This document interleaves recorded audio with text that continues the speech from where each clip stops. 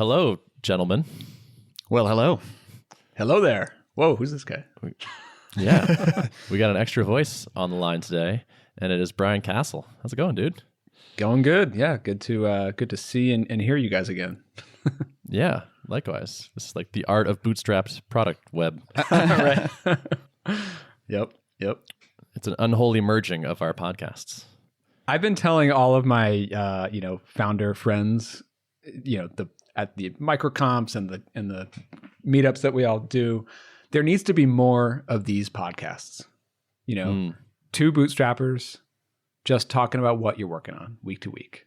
Like, it will be so boring and uninteresting to most of the world, but to our circles, this is great. Like, I love tuning into this stuff. Yeah, likewise. Your guys' show was definitely one of the inspirations for when we were kind of thinking about format and the kind of like the format we fell into on Giant Robots before Art of Product came to be. I find myself drawn to the kind of the updates parts of shows, even ones like Rob and Mike's podcasts that are not fully updates. Like, that's my favorite part of the show. So, thanks to you guys too for helping like pioneer this format. And I agree. I think there needs to be more.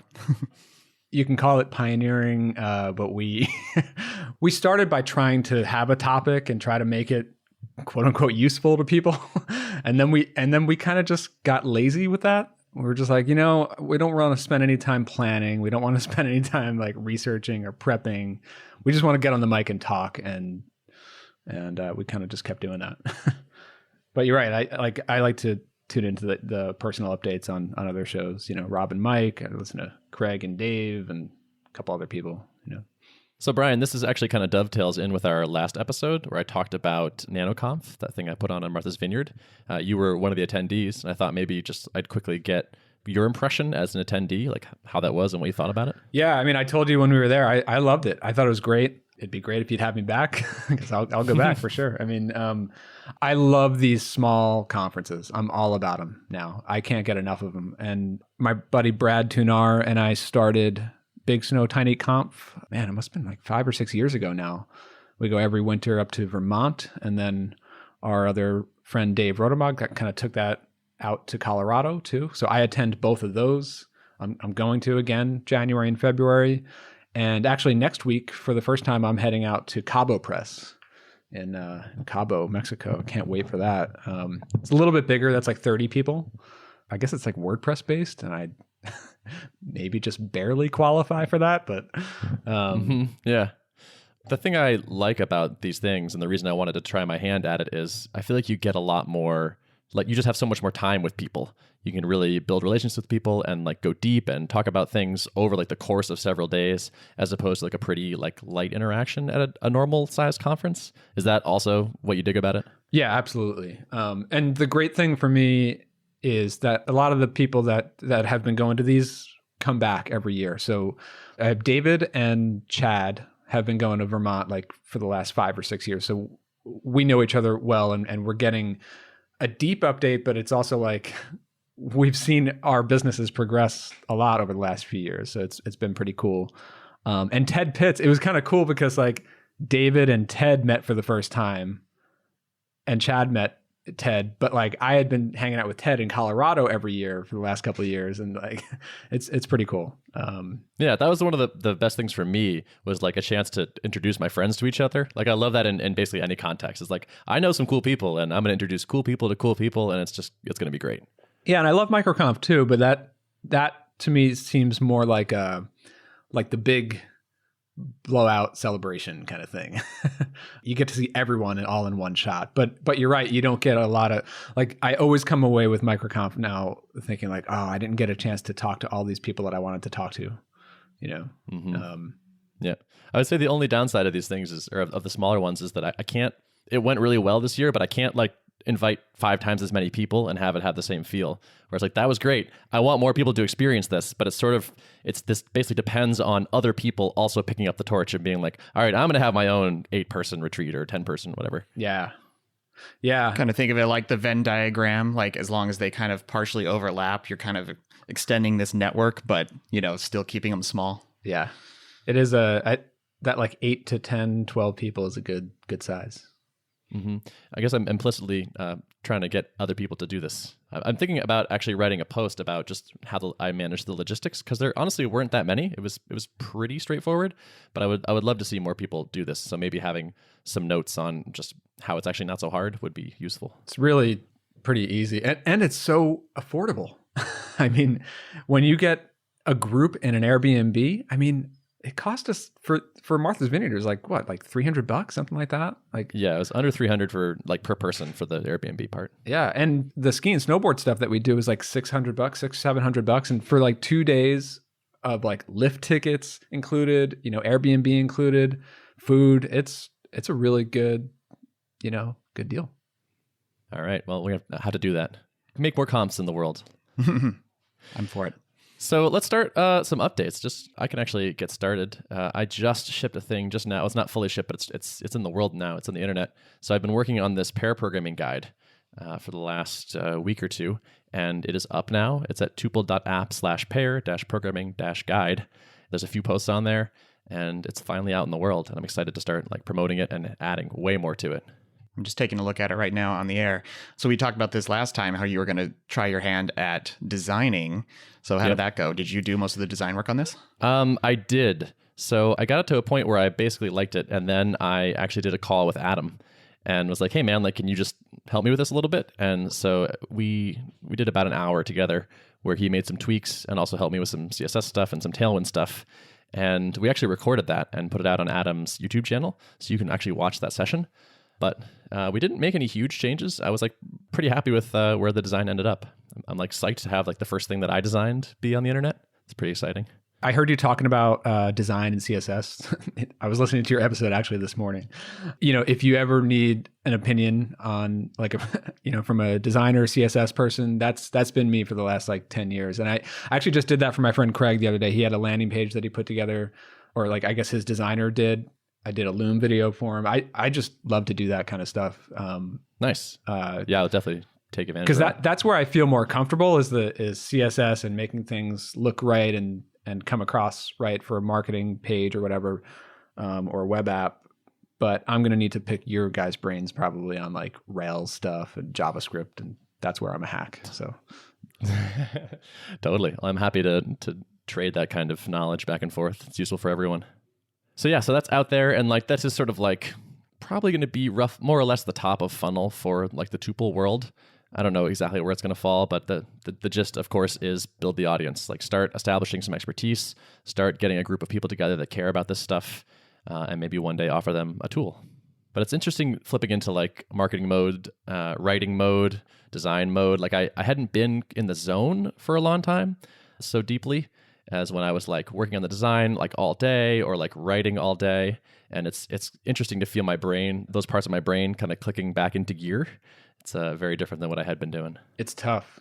It's really helpful when you're focused on one thing and you have one role. But I mean, for so many of us, we're doing everything. Even when you have partners. I mean, you're lucky that you have partners. But even so, like when you're in startup mode, there are so many different things that need to happen all at the same time. Marketing work, whether it's writing or whatever else you might do with marketing, like putting together funnels or emails or thinking about ads or like all that kind of work is so different from building product and designing product. Like it's such a different part of your brain and like set of actions that you need to do. It is really tough to flip between the two. Yeah, the writing in particular felt like it took me a long time for that to kind of come back up. And I still don't feel like I'm back. I don't think I'm at full goodness yet. One of the posts on there is the case for pair programming, where I'm trying to make an argument for why it's worth doing. And the version that finally made it up there is like version 3. I threw away several entire drafts that I just like hated. I wrote all this stuff that I just had to nuke. It's like it's taken a while for me to get there. That might just be part of the creative process. That might just be how it's always going to be. But that's where I'm at right now. Yeah, I've found I've done the same thing, authoring blog posts or whatever. Like sometimes it just feels like a slog, and I'm like making 10% of the progress that I could at other times be making. And like, I'll come back and read it, sometimes just scrap it entirely. And then in the span of 5 minutes have 5 paragraphs written. That's like way better than what I spent 2 hours on the previous day. It's funny how that happens. And you encounter like roadblocks in programming too, but they're usually different. Usually you can overcome them by either looking at Stack Overflow or something, or just switching gears and coming back to it. But with writing, it's harder you can't really hide behind anything, So true. Yeah, the thing I noticed myself doing, I'd say maybe one downside of having done this design myself is I'll start writing and I'll get blocked and I'll be like, I should really fix that little sidebar. And then I'm just like, I'm off in CSS mode and I just keep getting distracted by these little visual things because I want to be distracted because the writing is going poorly. Right. Yep. Happens to me all the time. My big challenge with writing is always like, I tend to overthink it and then I start to write way too much and it's just the post is just way too long and I need to boil it down. And then even like, it's almost like once you write too much, it's even harder to pare it down. I wish I just started with a simpler idea, and it's definitely, and sometimes you do. Sometimes it just flows right out and you can write it in 20 minutes. Other times I spend like half a day and then I end up trashing it anyway, Mm-hmm. There's this phrase I like around writing. I don't know who said it, but the advice is kill your darlings. So it's like, even if you have something you wrote that you really like a little turn of phrase or a paragraph or whatever, like sometimes you have to nuke it to make the thing actually good. And I was struggling with that big time on this thing I was trying to write. And so I actually at one point just said, all right, how do I write this post if it were just 3 sentences long? And so I wrote 3 sentences. And it's like, okay, now what would I do if I made it 3 paragraphs? And then I made them 3 paragraphs. It's like, okay, what if I had 3 longer sections? And that is actually how I ended up. My final post actually is that. It's like the argument for pair programming in 3 sentences, 3 paragraphs, 3 sections. And I don't know if that's a good like writing technique or like, I don't know if it works for the whole post, but just that like forcing myself to bring it into a little small version really helped clarify my thoughts. Yeah. I've heard Jason Fried he's talked a few times about how he wants to teach a class on writing and the whole class would be like the first assignment would be write 3 pages. And then the second assignment is like pare that down to 1 page and then down to 1 paragraph and then 1 line, and that's the whole class is just editing it down. Mm-hmm. Actually, speaking of Jason Fried too, I remember this was like a few months back, he like live wrote he writes for Ink magazine, I think, and he like authored it on a screencast and like talked through his writing process.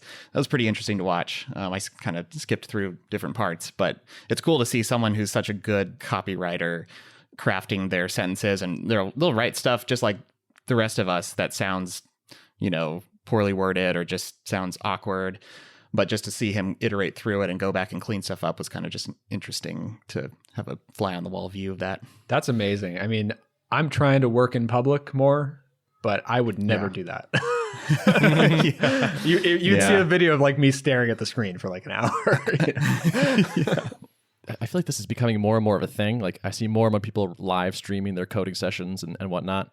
And like Adam did ours, but we recorded it, but we didn't live stream it. I agree. The writing, I was like, I just don't think this is going to be good television.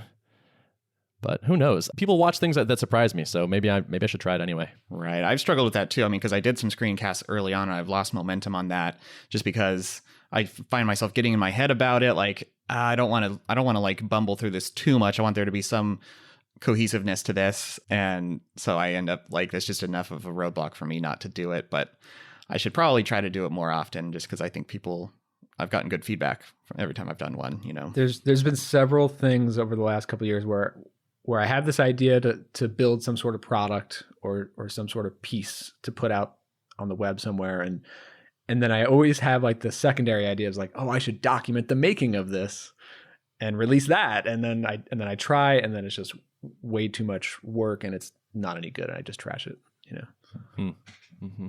It's interesting. Like we all like these "How did your week go? What are you working on?" podcasts, but we're all also hesitant to just share the work in progress stuff as we're doing it.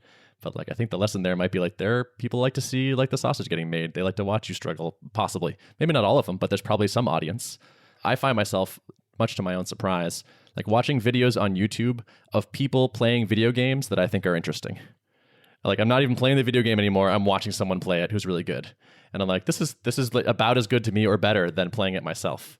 I think people's perception around this or like the reality is kind of just changing, where it's like there's an interesting kind of like almost voyeuristic enjoyment to it. I don't know quite what it is, but it can work in a surprising way. If you have the time or if you want to put effort into it, there's definitely value in, especially in video, putting out a video of somebody creating something from start to finish, but it doesn't necessarily have to be like the live real version.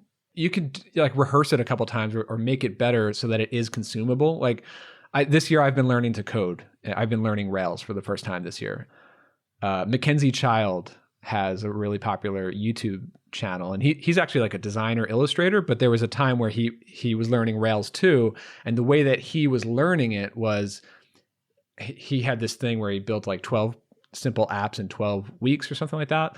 He would build the app and figure out how to do it as he builds it first. Then he builds it again, starts from scratch, builds it again, just taking notes. And then he builds it a third time, recording the screencast. So when he does the screencast, it's really fast and crisp, and he goes in the right order. And I've been watching some of those as part of my learning process, and it's been huge, really helpful. Interesting. That makes sense. I used to give a talk on refactoring where I would do live coding, but the live coding was 100% extremely rehearsed by that point. It wasn't me just improvising and getting stuck. It was like, I know exactly what I'm going to do at every moment. Even when I'm watching these people like streaming online, like video games, like the downtime doesn't add anything. It's like, it'd be cool if you just edited this part out. I don't need to see all of these little details. There's a middle ground in there somewhere. I think like for beginners, if you're trying to learn something, it really helps to see like, well, how do people, like, how do professionals do it? Because there's the courses and the books teach you the mechanics and the theory, but I'm always kind of struggling. At least this year, I've been struggling with like, all right, I kind of get it. I get what the Rails guides are telling me, but how is it really done by real developers in practice? There's all these little shortcuts we take in our day-to-day when we're doing stuff. And I remember I'm like decent at Sketch, but not by any means like a professional designer in it, But I remember when I was working with Steve on some of the level logo stuff, and we would get on a call and he would just like share a screen and do some like tweaks in real time. And I would just watch him, like the way he adjusted pixels on things without just grabbing the mouse and dragging something, but like using very little shortcuts like that and color schemes and palettes, and like just the way he moved around the app was such a good thing for me to observe. And I picked up like a bunch of little tips from that, where like if I had gotten a guide to using Sketch, it would probably be like a 400-page book, and it would take a long time to pick up on those little like shortcuts and stuff. So yeah, there's so much value in those like workflow things, and I think like the way they're presented makes such a huge difference. Like you said, like a book of like Sketch tips versus like you knew what Steve wanted to accomplish and you knew how you would try to do it, and then you watched him do it a better way, and like that will stick out in your mind and stay there for so much longer, I think, than a random tip on a page. Okay, let's all work more in public, record more videos. I think that's teach more things. Yep. Well, that's something I'm definitely trying to do this year. I'm launching Process Kit, and I really like this idea of like community-based marketing, especially around a launch, but I want it to continue after. I built an early access list with my audience, but right off of that, as they get into that and they fill out a survey, then they're immediately invited into a Facebook group and a Slack group. I have both, because people always love one and they hate the other. So I just offered both, And so since I started that about a month ago, I've been showing the designs for this software that I'm putting together. And sometimes I'm doing videos of like walking through the sketch files. Sometimes I'm just throwing screenshots and writing. It's been really good because I feel an obligation, just like a blog post, or just like having a blog that you want to post to regularly, having this community of people who've entered their email address, they're interested. I need to get something to them every week, just even if it's just a partial screenshot. Like I need to post something to this community to show some sort of progress. And maybe it could be a little bit more raw than what I'm posting. I'm posting mostly like finished concepts, but I guess it just forces me to show something. And I am getting a lot of good and helpful feedback through these channels. So it's really helpful, and I didn't do enough of that in my previous products that I would get like some initial validation and conversations and stuff. And then I'd go on a hole for like 8 months and not have feedback. And at least now I'm getting a lot more feedback loop involved. I think it helps. I'm kind of curious what the dynamic is in those different groups. Are like people talking to each other about stuff related to what you're working on, or is it mostly people kind of interfacing with you as you post updates? Well, it's still pretty new. There's a few hundred people in both the Slack and Facebook, but it only launched about a month ago. And so most of the interaction is people reacting to the stuff that I post. I'll post a screenshot or a video. I get a bunch of comments on it, but then a lot of people play off those comments. Like, yeah, what she said about that, that's true, plus this. I think it really helps for people to see each other's comments, because a lot of us do customer development where you talk one-on-one, and I did a lot of that too. It gets multiplied literally multiplied when you have groups of people that you start to see a consensus come around a feature request or something like that. Yeah, you're making me think now, like, what if I, like, once the product's ready to do that, started up a level space and started inviting yeah, there you go. people into it, because you could effectively use level as a replacement for a Facebook group, I think, because it's going to function.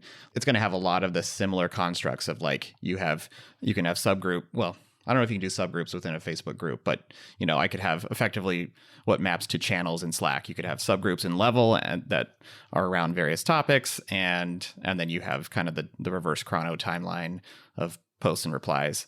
So that could be an interesting forum to share stuff to kind of an invite-only group and start to foster some of that communication and also kind of dog food the product at the same time. Yeah, and kind of market the product. It's like right. I like As it. people are using it, they're starting to, like, really like the tool and get intrigued by it. Yeah, I like that. I think between Slack and Facebook, I have a Facebook group and Slack. There's roughly equal number of people in each right now. I think the Slack people are a little bit more chatty than the Facebook. They tend to just see whatever post I do and either like it or put a comment reply on that. But in Slack, there's a little bit more chatter going on, which is expected, I guess. Yeah, makes sense. Yeah, you're making me feel like I should do this too. We have an alpha group of users, and I've been sending them some stuff, but I believe in the power of feedback. It's not just feedback. I've been thinking a lot about this year, this idea of, like, community marketing. I've heard the guys from Drift talking about this a lot, David Casel and everything. And I think that so obviously content marketing has been around for a long time, and that's still very prevalent. And SaaS tools are so competitive. Everybody can compete on features. As soon as you build a feature, your 10 other competitors can easily go fire up the same feature. So you can't really compete on features anymore. And you can't really compete on price. It doesn't make sense to undercut the pricing of your competitors. But what you can compete on is community. We trust a certain brand, or we're in I hate these, like, buzz terms, but, like, we're in this tribe of people, who are all talking about business. They all have the same goals. They're all trying to move toward the same direction. And you bring those people together. I think there's real power in that. So that's a way that like small guys like us can actually start to compete against these huge, organizations that can put a lot of dollars behind ads, where we can throw up a free Facebook group or Slack group or level group and do it ourselves. Sort of like guerrilla branding or something, where it's like, normally branding has been sort of a topic where you think of larger quote unquote brands that build up equity through billboards and TV commercials. And I used to always think of branding as something that only large companies would think about, and smaller companies have to resort to, whether it's inbound marketing or running ads on Facebook or something like that to build interest. But I think there's this other way that David Casel's been talking about, and that a lot of us are starting to realize. And it really just comes down to fundamentally building trust with a group of people, and that builds referrals. And then one person referring a product to another person is far more powerful than them seeing your Facebook ad. So it just sort of intuitively makes sense that this is, like, something we should be investing in. I think it's kind of like the logical next step to building an email list. I have this list of people in my audience, and I send them emails all the time. But that's one to many, and they're not connecting with each other. And these people all have so much in common with each other that it makes sense to give them that option of getting into a group together. And that it just makes people talk more about your product and, all of it. It's interesting. I'm curious to see how this works out in the long term, because I've tried to run communities in the past, or like create communities, and it's a difficult thing to do. Like, it's easy to get a bunch of people in a Facebook group or a Slack thing, but to actually make it a community where it takes off and has its own legs, and, like, it's not just you still doing one to many but in a different format, is definitely tricky. It's tough. I'm not good at it either. I'm not, like, I'm in a bunch of other communities and I'm not active in them. I'm a lurker. There are a few people that I know and that I watch who do this so well. I mean, Brennan Dunn has like Facebook groups around all of his products, and he's in there all the time just posting stuff. There are plenty of other folks who are just doing this really well. And it's like, it seems like it's kind of like a waste of time. You should be going and working on other things rather than like chatting on Facebook. But this is like a marketing channel now. So it's like, you know. And it does make sense to me. Like if you can give your biggest fans a place to come get even more access to you and talk to your other fans, that sounds great. That sounds like it's going to work. It's going to require a lot from you. It probably won't just become this self-sustaining entity. It'll always be kind of like the Brian show to some extent, and you'll need to be giving it a lot of gas for a while. And you see a lot of the kind of the cheesy tactics of like, hey, every Tuesday post your favorite thing about whatever. Like, but I think you can just post like behind the scenes, something that you're working on, something that you're thinking through, and what do you guys think about this idea, or have them like vote on something like, hey, we're thinking about option A or option B. Which one do you like better? Mm-hmm. Adam Wathen tweeted something about this the other day, which was just like, someone asked him like, what should my social media strategy be for my business? And he was like, I don't really think that makes sense. I don't think you should think about it like that. I think you should think about it like people are generally interested in connecting in authentic ways with people that are making stuff, and they want to see what you're making and how you're doing. And so if you can give them that, then they'll tend to be interested in it. And you can do it through a bunch of different ways, but just that's generally what people are interested in. Exactly. People still buy from people. End of the day. Totally. Yeah. And I agree. That's like, let's leverage that fact that like we're not Slack.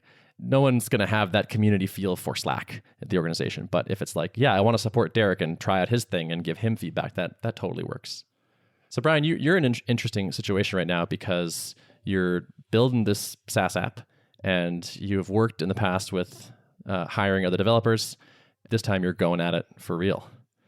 Yeah. So well, not for real, but you're coding yourself, I should say. Yeah. Well, now I am. I've been kicking this around a little bit for the last couple of weeks of like how I should get this new SaaS product built, both short term like an MVP and also like long term. Like I'm starting a software product. I need some software expertise in the company here. So yeah, like you said, in the past I have outsourced the back-end development. I've always done the front-end stuff. I've always been a HTML, CSS guy, and a little bit of a hack with JavaScript. But I could never like hand code back-end, whether it's PHP or Rails or anything database related. So this year I spent the first like half of this year, still even today, is trying to learn Ruby on Rails. And I think I've come a long way with that in just the last couple of months. I could build very simple apps, but I'm extremely slow. I'm in Stack Overflow 1,000 times a day. But it's fun. I've actually been able to, and it's been fun to kind of shift out of like founder, marketer, builder, like move fast into like for a while, just take it slow and learn, go through some courses, some books, some practice projects. And that's been kind of fun this year. So I've been doing a lot of practice projects with Rails. Now I'm ready to start this real product. And it's not a simple product. It's pretty complex. I was talking to one guy about potentially partnering as like a technical co-founder kind of situation. And we talked for a couple of weeks. He's actually my coach for Rails coding. And we and I still meet with him weekly to talk Rails code, and I'm learning a lot from him. For whatever reason, our talks ended up like he doesn't really want to commit to this sort of partnership. He wants to focus on his current business and whatnot. Totally understandable. And I talked to a few other people in my audience, but didn't get as far down the road with that. But I did like the idea of, hey, maybe I should find a technical co-founder for this. And I'm still very much open to that idea. I kind of expect that at some point I will bring in some sort of CTO type person to work with me on this product or at least this software company that I'm building now. The question is who is available for that and who is the right fit for that. And that is a really, really difficult criteria to find, because it is not like just hiring like I don't have the funds to go hire a developer at market rate in the United States or even around the world. I mean, I spent a lot of money, outsourcing overseas, Eastern Europe, for over a year on the last attempt at this sort of product. And I'm not looking to just outsource and pay some cash for like a short-term project. I'm more interested in having like a long-term sort of partner. But the problem with that as a self-funded startup is the only type of person in a situation that really works for that is like somebody who's really experienced and has the credibility, the chops to be that level of a developer. Like they're not a beginner, right? You need someone high level. And B, you need someone who is probably coming off some sort of exit. Like they've sold a business, they have some savings, and they have a lot of time to devote to a startup. Because there are plenty of high-level experienced developers in our industry, but most of them are employed or most of them are doing consulting full-time. And that butts up against the idea of investing your time with little or no salary for a while into a self-funded startup. It's a really tough situation.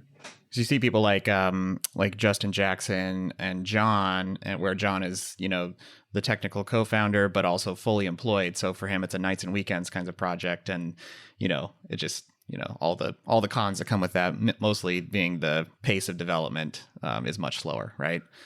Yeah. I mean, and I've worked with people here and there who have full-time jobs, even remote jobs. And it is, for me as like the founder / product design person, it's like, I just want to ship.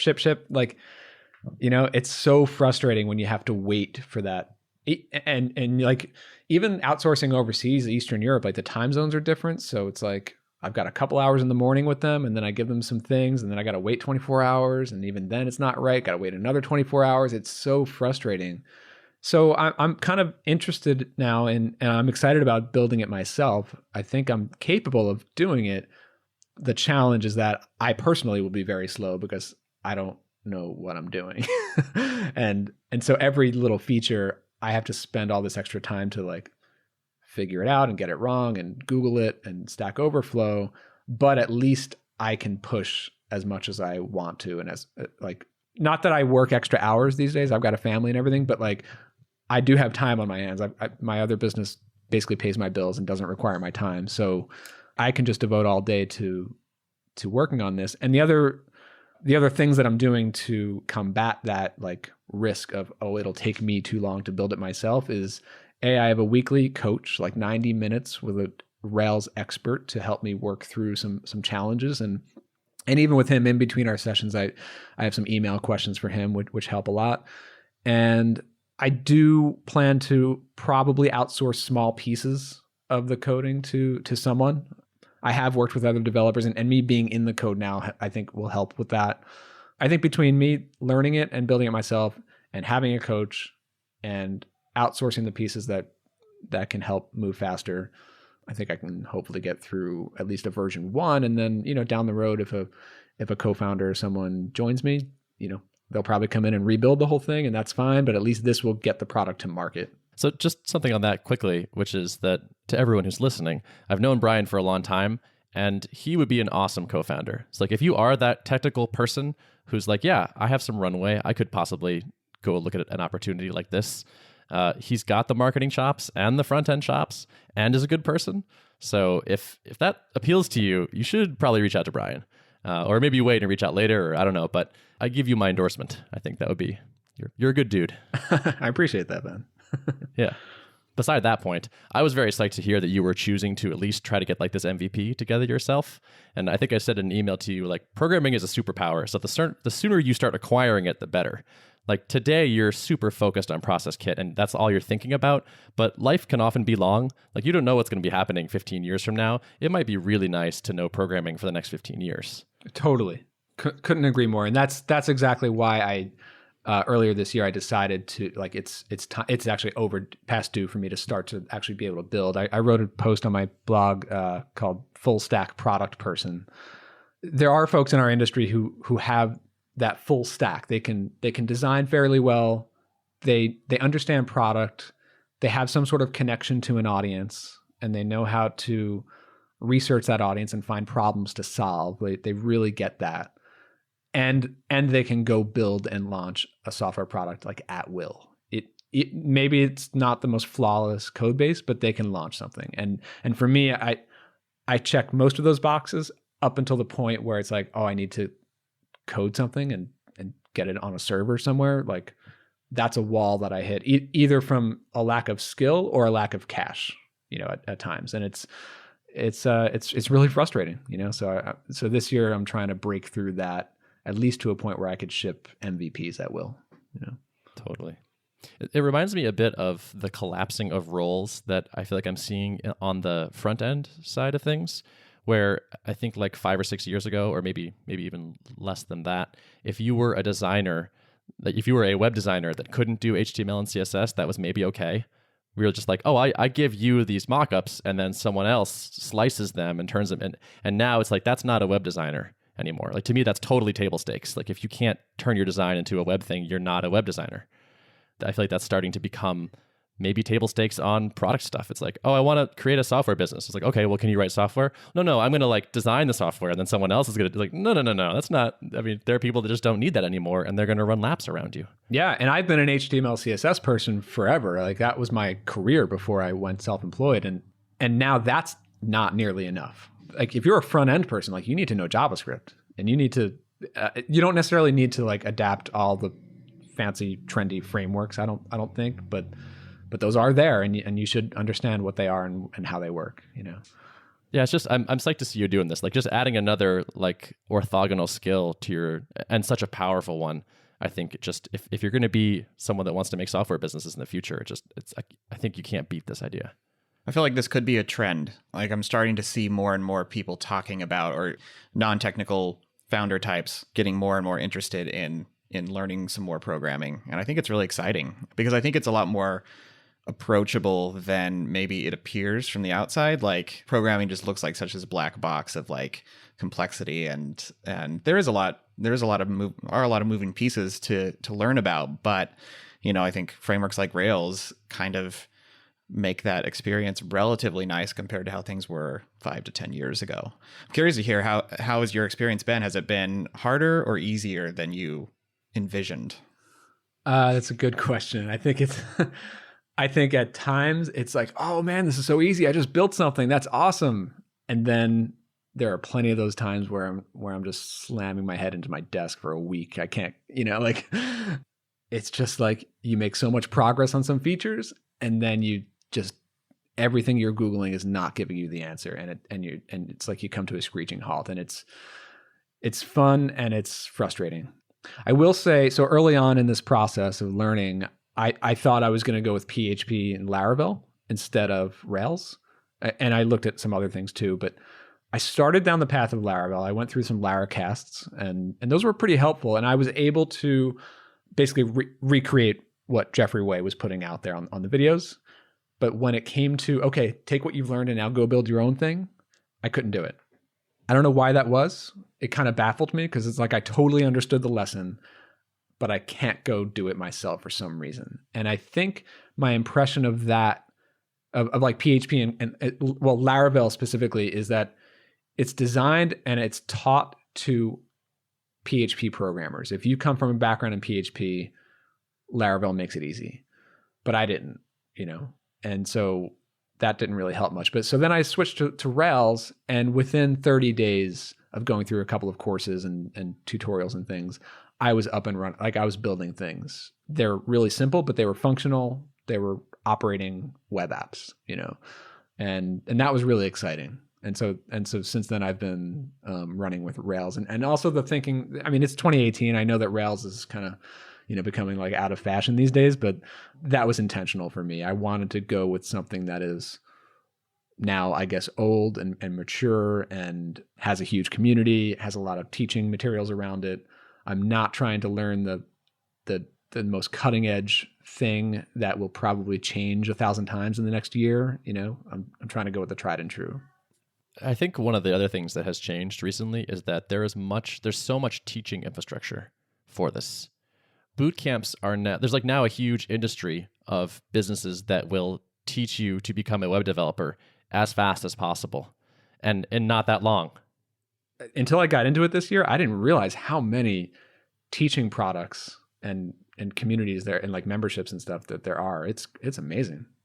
And I bought a lot of them. Like they are good products, Yeah. I think programming is probably about as hard to learn as it always has been. I don't think programming is easier today. Like Rails probably makes some things easier, but it's still very complicated to build a web app.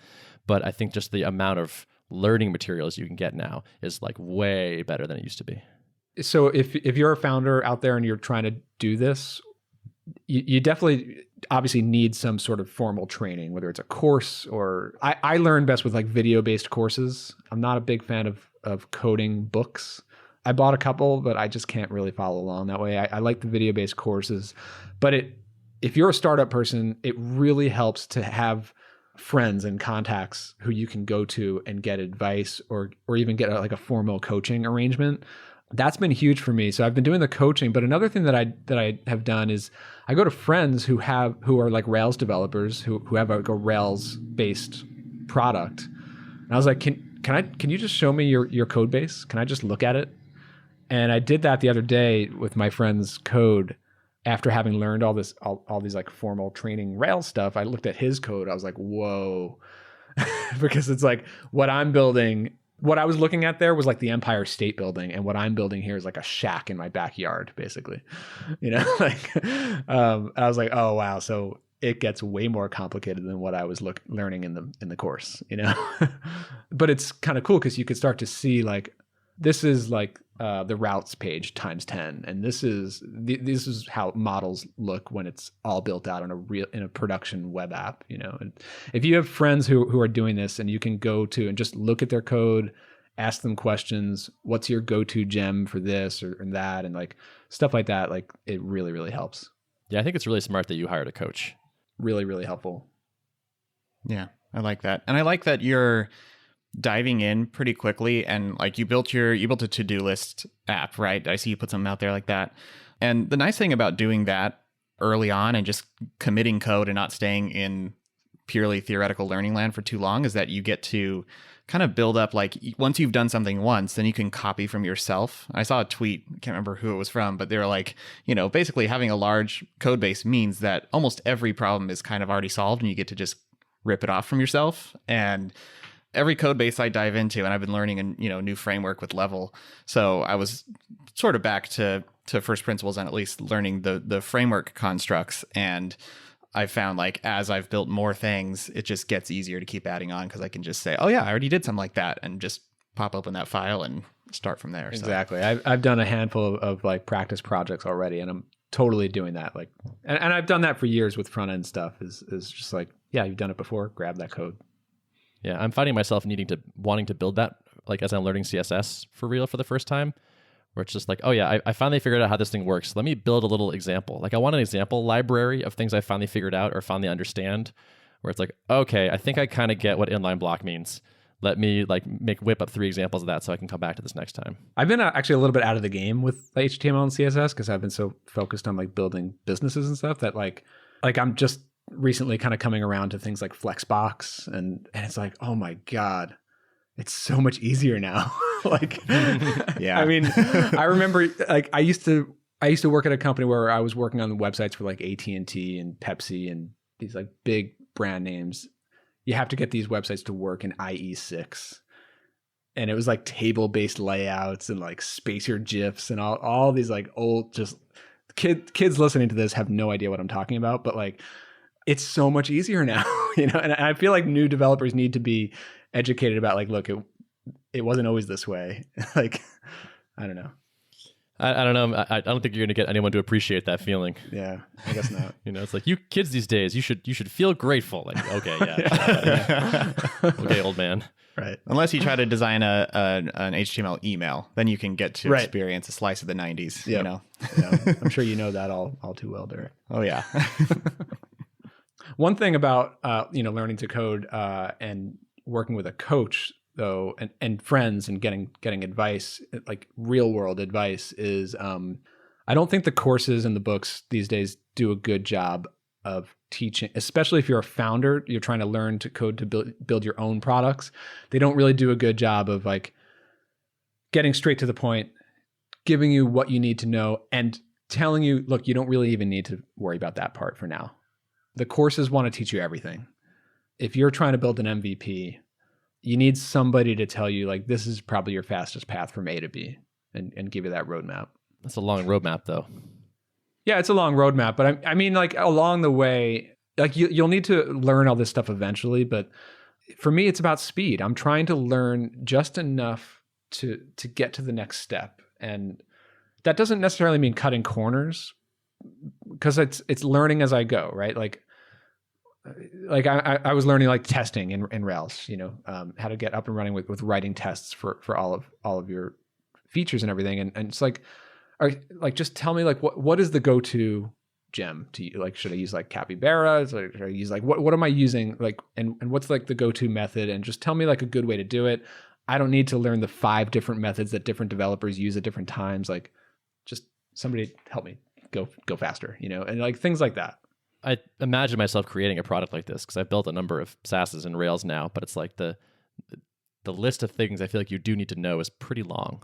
Like I have trouble thinking of how would I make a small course on building a SaaS in Rails that is still useful. And maybe it's possible, but it sounds tricky. It'd be hard to pare down. It is tricky. I've seen a bunch of courses. Like I took a couple on Udemy, and they're kind of like project-based teaching, which is good, but they still just cover a lot of ground, and I'm trying to move a lot faster. But playing the video at 2x speed really helps too. Oh God, yeah, that's essential. Yeah, I'd be curious to hear if, as you encounter these things, like what the parts are that you wish they didn't teach you. Like, where are they wasting the time? And maybe you can't answer that now, but just that'd be interesting to think about. Like, I wonder if that will come back and bite you, or I wonder if it truly is superfluous. Yeah, it's hard to know off the top of my head. I don't have it in front of me, but I feel like when I get a lot of these Udemy courses, I do skip around a lot. I look at the table of contents and I can start to, especially having learned a bunch already. Like I know, like, all right, I've already, I get that concept. I just need to get to the part where I can build a user model in this way, like what, and get what I need to do, like a means to an end. And the end being, I know I need to build this feature by the end of the week. What's going to get me there the fastest, You want a cookbook or something. Yeah. But it's really just projects, just try to. The other thing that I'm finding right now as I'm transitioning from like practice projects to a real product, with the practice projects, it doesn't matter what I put into the code. So, because it's just a practice thing. I was kind of learning and taking it slow and putting a bunch of garbage code into the project just because I know I'm going to throw it away anyway. With the real product now, I'm actually going slower to really try to understand what's the best strategy for each of these pieces, and is this really going to bite me later? And these are kinds of things like that. I just had a coaching session yesterday. I haven't even started coding the new thing yet. I'm just planning out the models and the relationships and walking through the designs and having my coach kind of talk through or help me think through some of the relationships and stuff, before I even dive into the code. When I make an app, I don't ever do that. Like, I never sit down first and make the schema, but you're the second person that is on the newer side to building Rails apps that I've seen, like, wants to get like the full schema sort of laid out and thought about.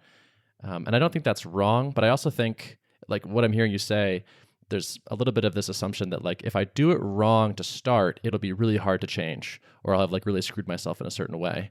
But that's kind of one of the best things about software, is that it is malleable forever-ish.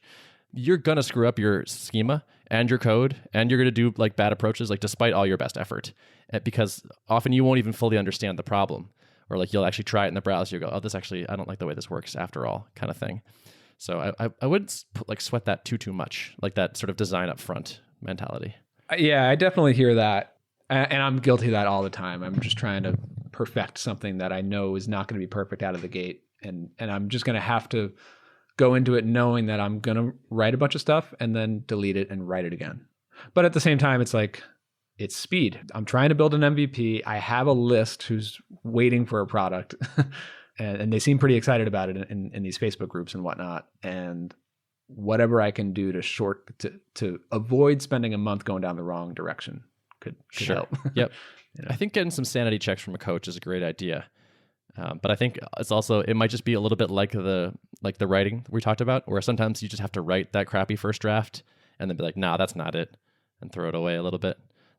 there may be a little bit of this where it's like, despite your best efforts, focusing on trying to make it as good as possible the first try will not end up making you much faster. Well, this other idea, and I think this applies to coding as well as design, marketing, anything. I love this idea of plan first and then execute. And that's not to say always stick to the plan. Like, the plan will always change. But I really like the idea of get the plan figured out, all the key decisions basically made, so that those are out of the way. And then you can spend the next while just going down the list, execute. And as you execute, you're going to change. But at least you don't have to stop after every step and be like, well, how should I do this? Or how should this be done? And then you get into a whole rut of like all these strategic decisions. At least if there's like a default first plan that was already in place, all right, let's just go with that and just keep moving forward. I've been more and more working in that pattern for the last couple of years. I think it really helps. Like, I write a lot I have like a business journal where I'm constantly just kind of game planning out, like, all right, if I'm going to launch this, what does a rough plan look like? And what are some key strategic decisions that I can just get down on paper first, so that if and when I do this, I kind of have a roadmap to just go. I did a similar kind of planning up front with Level, where I did do a little bit of data model planning, because I like to think in terms of like, what are the objects and how are they related to each other? But similarly, like, knew that things would change, and sure enough, they did. Like, I went back and looked at that early planning doc, and like, things look quite a bit different, but at the time it was what I needed. It was like making a painting, and I'm not a painter, but assuming I was, and I start like sketching like with a pencil, where like the outline of where things are going to go. And then by the time you get to actually putting, paint on paper, then things start to change, and you kind of work with it from there. But doing planning up front and then not holding on to it too tightly is kind of the key. So we're coming up on an hour, and I want to give you, Brian, a chance to just quickly give us the elevator pitch for Process Kit before we wrap up. Sure. I don't have this well rehearsed yet, but so basically Process Kit is for all of your repeatable projects that you do. Most of the people who are interested in it early on are people running client services businesses, but I have talked to a lot of SaaS people, and especially if you have a team and if you're hiring and you're growing that team, your team needs processes and systems, and Process Kit is basically being designed to be that operating system for your team. And just to give you a glimpse into the pain point, I mean, I run audience ops, and we're highly productized and process oriented, but we have all of our processes, all of our SOPs in Google Docs. And then we do a lot of our production work in Trello. And those two things are separate. So how we do things gets kind of siloed from our checklist of active projects. And the idea with Process Kit is that we're going to merge those two things together. So at your fingertips, as you're working on projects, as you're sending things through your production line or through your pipeline of work, whether it's client projects or leads or anything repeatable that you're doing, proposals, hiring people, growing your team, whatever it is, blog posts, marketing stuff that happens repeatedly, all that stuff follows a consistent process. Think of it like SOPs, but also like a workflow, like an automation workflow that can have branches and decisions and automation steps, and just trying to make all this repeatable work even more predictable, so that you can program your team, program your business to run in a way that's very predictable. And again, it gets people out of that rut of, oh, wait, something's different. What do I do in this situation? They go ping a manager, they escalate a question, and then all progress is stopped. Process Kit is hopefully there to say, oh, we've documented that and we've accounted for this scenario. This is what happens, That was not an elevator pitch, but that's a long elevator, escalator, something. I'm psyched to see this, because like when I talk about you to other people, I describe you more or less as Mr. Process. Like, I feel like no one has thought about this quite as much as you, or like had as much hands-on experience with this kind of like ruthless processification of things. So I think you have probably a lot to contribute here. Yeah, I think there are a lot of businesses. I know there are a lot of businesses who really rely on documented processes and systems, and there are a lot of people who don't. And I do run into people who they don't necessarily buy into the idea of processes for your team, like documenting processes on a regular basis. I guess that's fine. I'm not really trying to sell people on that idea if it doesn't make sense for your business. But there are a lot of businesses who are trying to make things more predictable and more scalable. And the only way really to do that is to do things in a very predictable, repeatable way. And once you get past a team of like 4 or 5 people, you need a system to be able to train those people and keep them up to date on how things are done here, you know? Mm-hmm. So it's cool. If people are interested in that, where can they join your Facebook group? processkit.com. So get on there. That's a good domain. Yeah. I got that earlier in the year. I've been thinking about this. So basically right now it's just a landing page, kind of a short manifesto. I'm following your guys' lead on that one. And that was one of those things where I wrote like 6 drafts, completely different drafts before I posted the one that's up there. And then the way that I set it up is there's an email opt-in that gets on the early access list. Then it goes to a questionnaire. It's like 8 questions, mostly free form, goes right to my inbox. I read every single one. Off of that form, you get a button to join the Facebook group or the Slack group. Then you're in. Cool. Nice. Awesome. Anything else we should cover, Mr. Derrick? No, I think I'm good on my end. Okay, cool. Show notes? Show notes can be found at artofproductpodcast.com. And I have some new show artwork that I just rolled out. And yeah, there's some more changes, some more like kind of freshening things up a little bit now that we're over a year in. So watch out for those changes coming. Nice. Awesome. Well, thanks for being on, Brian. It's good talking with you. Yeah, thanks for having me. I've been really a fan of the show. Love what both of you guys are doing. Excited to hear more updates about Level and Tuple. Awesome. Thanks, dude. Thanks. Have a good one.